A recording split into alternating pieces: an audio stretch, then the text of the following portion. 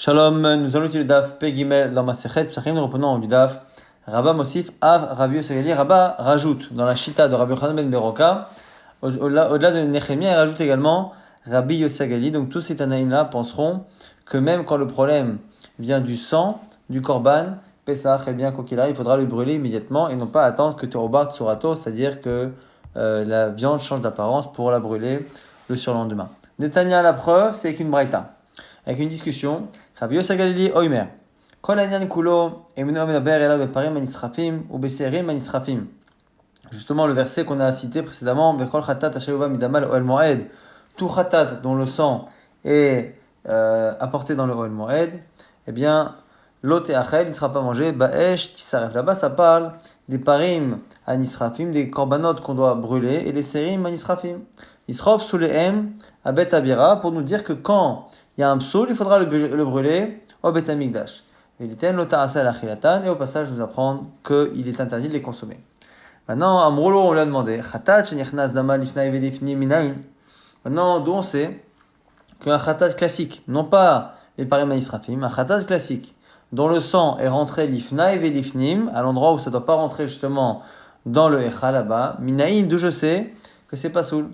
Amar lahem, et c'est là qu'il cite le verset, En huva et dama la kodesh penima, le pasuk comme Moshe Rabbeinu a dit au fils d'Aaron, pourtant le sang de ce khatat n'est pas rentré dans le kodesh, pourquoi l'avez-vous brûlé? Mais klal dinafik ihi, inami ayel dama, besrefa, de là tu apprends que effectivement, si le khatat était sorti ou si le sang était rentré, eh bien il aurait fallu le brûler. C'est comme ça qu'on voit que Rabbi Yossi à Galilée pense également comme Rabbi Yochanan ben Beroka. Rabbi Yochanan, ça va. Rabbi Yochanan pense que Dam Basar Chadam Iktahi, que le sang et la viande ont le même statut. Donc un problème sur la viande, c'est un problème sur le sang. Ça s'appelle un psoul begoufo et c'est pour ça qu'il faudra absolument le brûler immédiatement. Par contre, si c'est un problème par rapport aux béalim, aux propriétaires qui sont impurs ou qui sont morts, Miltachareti, c'est complètement autre chose. Nouvelle Mishnah, Hatsamot, les os, Veagidin, les nerfs de l'animal, Veanotar et la viande qui a dépassé son zman, il serait faux, Beshisha Asa, tout cela devrait être brûlé le 16. La raison pour laquelle les os et les guidim sont interdits, c'est parce qu'il y a de la viande dans les os, il y a la moelle, et donc en général on ne consomme pas, et donc du coup, comme c'est consommable mais qu'on ne le consomme pas, ça va dépasser le zman, ça va être notar. Et pareil pour les guidim, les membres, les nerfs qui ne sont pas mangés, mais qui techniquement sont mangeables, et à ce moment-là c'est notar. Chal Shisha Asa Liot Beshabbat. Si le 7, on ne peut pas les brûler Yom Tov, il faudra attendre la fin de Yom Tov. Si le lendemain de Yom Tov c'est Shabbat, il faudra encore attendre le surlendemain, il serait fou Beshiva Asa le 17. Et puis chez Endochin, le Eta Shabbat, le Eta Yom Tov, parce que le fait de brûler ces restes de notar, eh bien c'est une mitzvah qui ne peut ni passer devant Shabbat ni devant Yom Tov. C'est pour ça qu'on fera attendre le Yom Tov et la fin du Shabbat et faire le 17. Amar Amari Baravo Amar Rabbi Yitzchak, au nom de Rabbi Yitzchak, Atzmot Kadashim chez Shimshu Notar, Metamim Metayadaim. Les os qui sont devenus notar, donc qui ont laissé passer du zman et qui deviennent notar, eh bien on leur applique la même halachot que le notar, c'est-à-dire qu'il y a une tum'a des rabanan qui a entamé les mains de celui qui les touche, mais tamit ayadain, ou ibn asa basis les davar asur.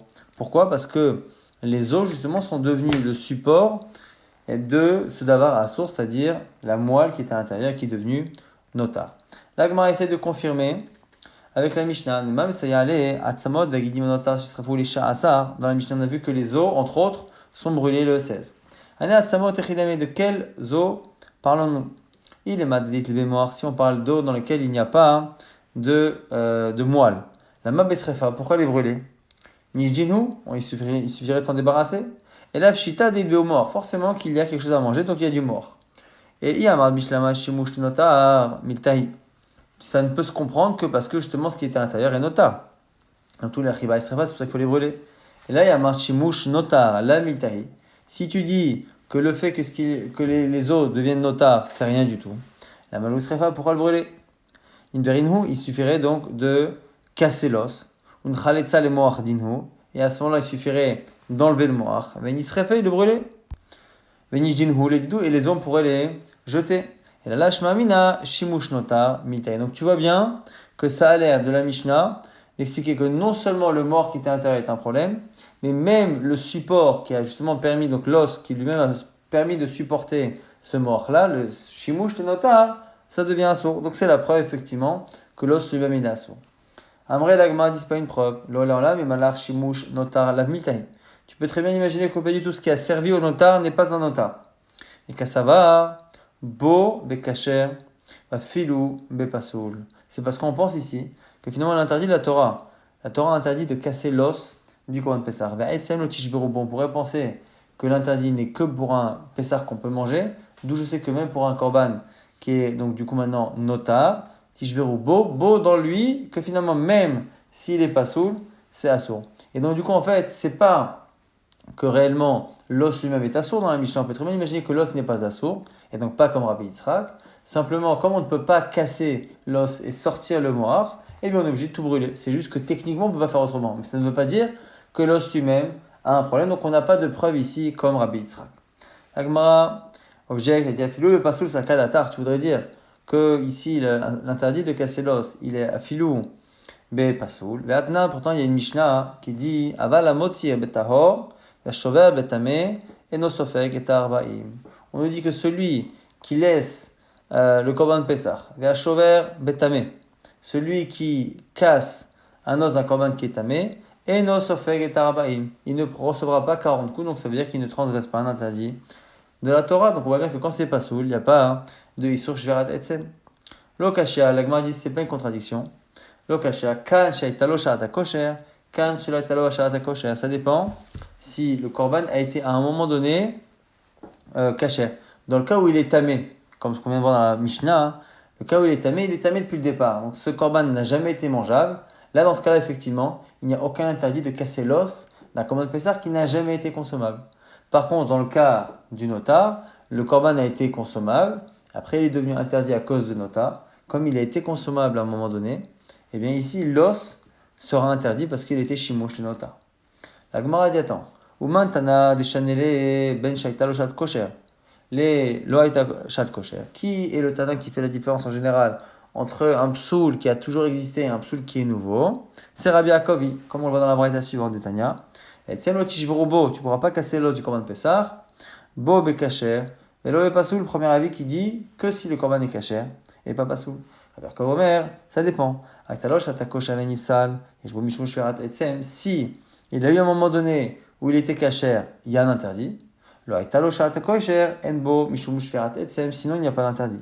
Et Rabbi Shimon Omer, chadze enbo mishmush ferat etsem. Selon lui, il n'y a aucun interdit quoi qu'il arrive dès que c'est pas soul.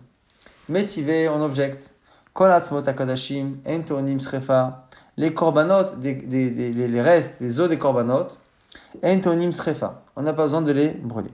Chutz yasmot a Pesach, mipnatakala. Sauf ceux de Pesach, à cause justement de la crainte qu'on se trompe et qu'on les casse. Alors là, encore une fois, de quels os on parle? Quel type d'os? Anatzamot echidame. Il m'a dit, Béoumoar, si tu parles d'os dans lesquels il n'y a pas de moelle, donc il n'y a pas de quoi manger. La malou srefa, pourquoi les brûler? Et la pshita des béomor, forcément qu'il y a quelque chose à manger dedans. Et donc s'il y a quelque chose à manger, c'est valable à la fois pour le Pessah et à la fois pour les autres korbanot. Si les autres korbanot, il y a du moar et qu'il y a un issur de nota, pourquoi finalement on ne les brûle pas? Alors oui, ça kadatar shimush nota miltahi atzmot kadashim amai etonim srefa. Si tu dis que shimush kodashim, donc les os qui ont servi de support à du notar sont interdits, pourquoi dans les autres korbanot non? La Gemara va donner plusieurs réponses. On parle ici d'os qui ont été cassés et dont, a priori, la moelle a été enlevée. Dans les korbanot qui ne sont pas de Pessah, dans lesquels il n'y a pas d'interdit de casser l'os, on se dit que probablement que ça a été cassé tant que le korban était encore caché, ça a été cassé pour justement en retirer la moelle. Et donc du coup, il n'y a pas de problème. L'oev shimush nota, et donc il n'y a pas de raison d'interdire l'os. Le baïs refa. Smot à Pessah. Par contre, quand c'est le cas d'ossements de Pessah qui ont été cassés et dont on ne voit plus la moelle, on sait qu'à la base, il y a une histoire de casser l'os quand il est caché. Eh bien, on se dit qu'a priori, ils ont forcément été cassés une fois que le korban était déjà notar. Et maintenant, des notar ou des chalitznu, avec le shimush notar ou baous refa. Et donc à ce moment-là, l'os lui-même est interdit et il faut le brûler. Rav Zidama Chabema Askinan, il propose autre chose. Kegon, Shem Tsa'an Tziburin Tziburin, ou Me'en Chalutzin. C'est un cas où on trouve un grand tas d'ossements, et au-dessus on voit des os qui ont été effectivement cassés et on a enlevé effectivement le mort. Alors la question elle est qu'est-ce qu'on présume pour les autres qu'on ne voit pas qui sont en dessous? On se dit que finalement tout ce qui a été en dessous, ça a été cassé, ça a été consommé. L'oba isrefa, donc il ne faut pas brûler les os. Alors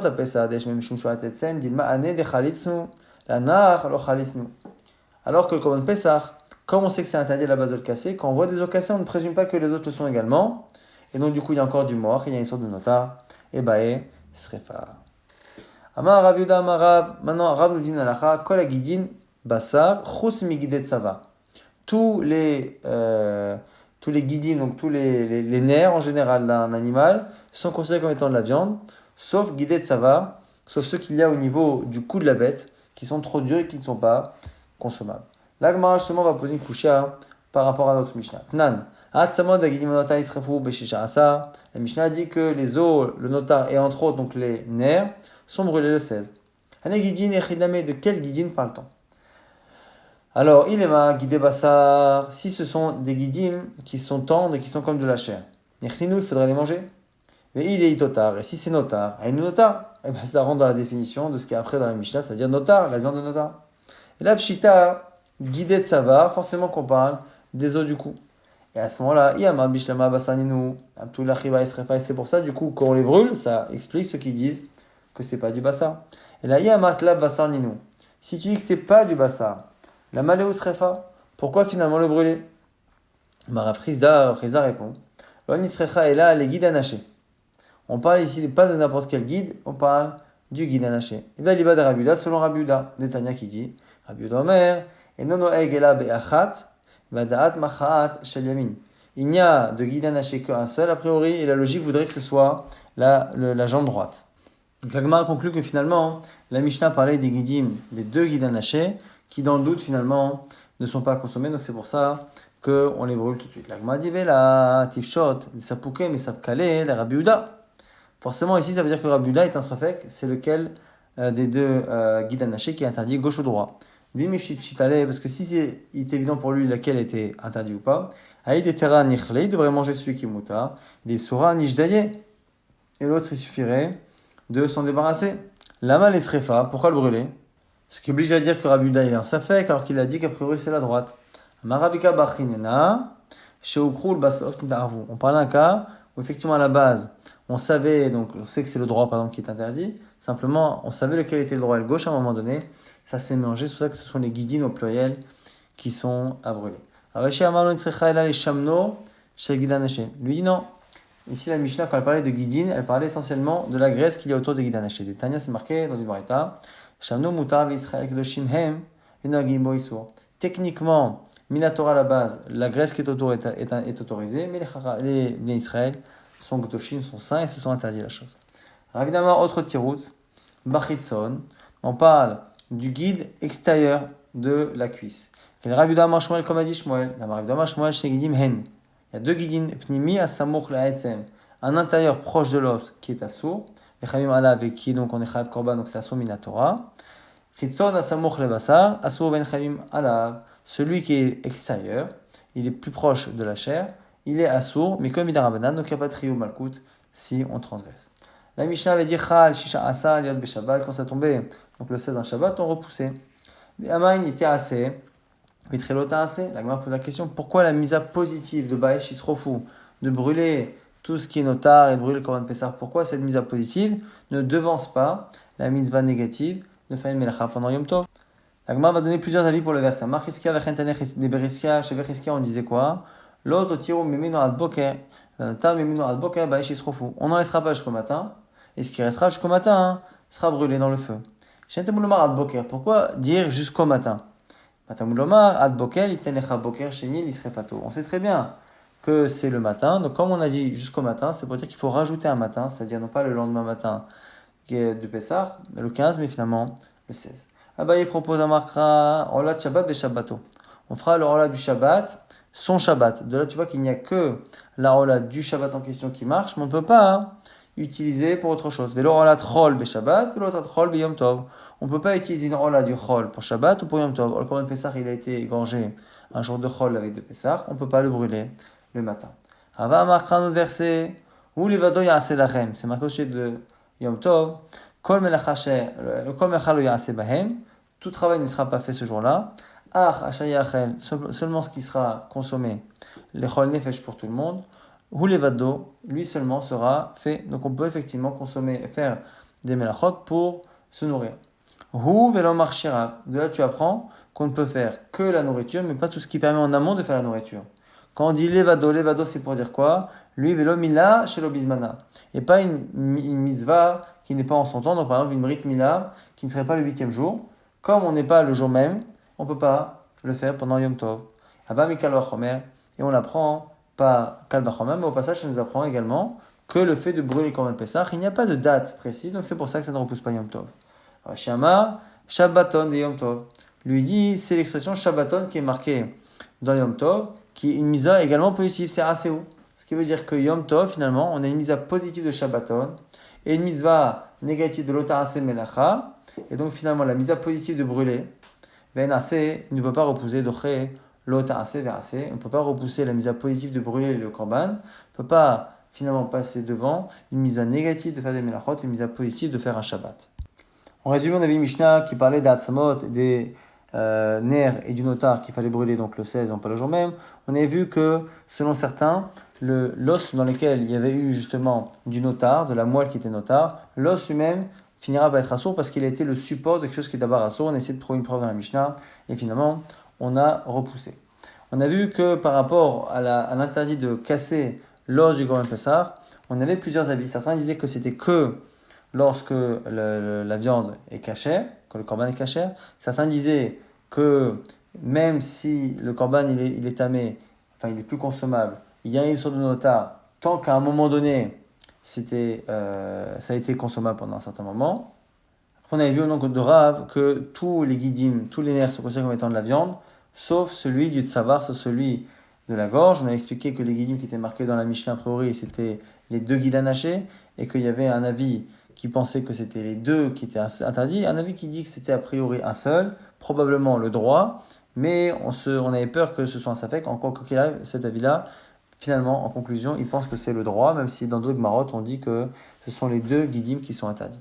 Et au sujet après du fait de ne pas brûler le notar du Korban Pessah le lendemain matin, mais finalement le surlendemain le 16, et éventuellement le 17 si ça tombe à Shabbat, on avait rapporté plusieurs versets, plusieurs avis pour essayer de trouver la source du fait qu'on ne peut pas transgresser le Yom Tov pour faire la mise à positive de brûler le Korban Pessah qui est notar.